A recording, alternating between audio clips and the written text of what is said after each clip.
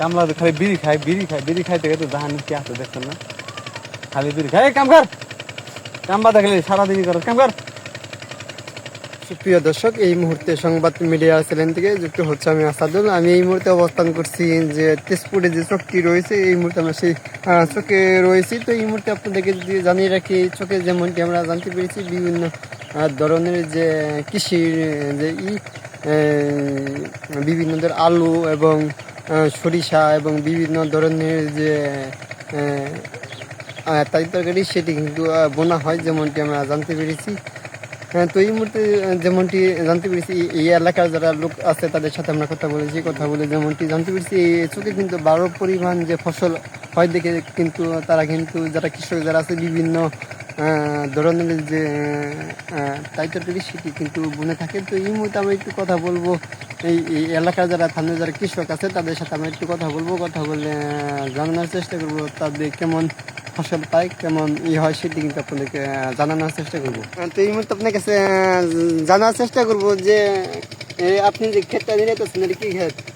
এটা সস ক্ষেত, এটা সস ক্ষেত নিরাইতেছি আমি। এটার মালিক আছে, বিদেশি মালিক, সে বিদেশ থেকে আসছে, আমাদের মজুরি দেয়। তাতে এই যে সস গাছ বলছেন তা কি পরিমাণ সস হয় একটু? এটা মালিক বলতে পারবে কি পরিমাণ হয়, সে আবাদ করে। মালিক বিদেশ থেকে আসছে, সে ভালো জানে, সে সস আবাদ করে। আমরা সস ক্ষেত নিরাইতেছি, মালিকের কাছে জিজ্ঞাসা করে। তো আপনার মালিক কই আছে? মালিক বিদেশ থেকে আসছে বাড়িতে আসছে, এখন সে সস ক্ষেত দেখতে আসবো, তার কাছে জিজ্ঞাসা করতে পারে।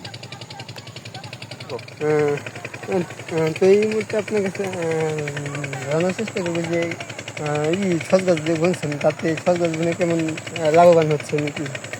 আসলে লাভবান বলতে প্রতি বছরই লাভবান হই, কিন্তু এই বছর লাভবান হতে পারি না। কারণ হচ্ছে যে খুব একটা আমার মনে হয় না খুব একটা লাভবান হইব।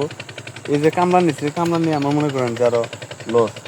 এত পুরা জমি মনে করেন যে আমার, কারণ এই জমির দেখাশোনা করতে করতে মনে করেন যে আমি একা তো আর পারি না। এর জন্য কামলা নিয়েছিলাম, আরো 5-7 জন আসছিল, ওদের বাদ দিয়ে দিচ্ছি। এর কামলা নিয়ে আমার 2,500 টাকা লস, বুঝছেন? তো আমি চিন্তা করতেছি কামলা এটা যদি না চলে তাহলে কাল পরশু এটাও ক্যান্সেল করে দিন, বাদ দিয়ে দিন। তাও 2-4 হাজার মন পাওয়ার আশা আছে। যদি আর একটু ভালো কামলা পাইতাম তাহলে হয়তো 2-4 হাজার মন বেশি পাইতাম, এই আর কি। কামলা তো খালি বিড়ি খাইতে খাইতে জাহান কি আছে দেখছেন না, খালি বিড়ি খাই। কাম কর, কাম বাদা খালি সারাদিনই করো, কাম কর।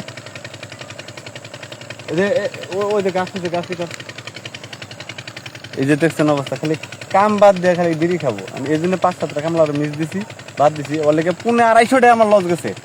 আমি কভার করলে তো মনে করেন আমি থাকি না, এই হলো পরিস্থিতি। ধন্যবাদ।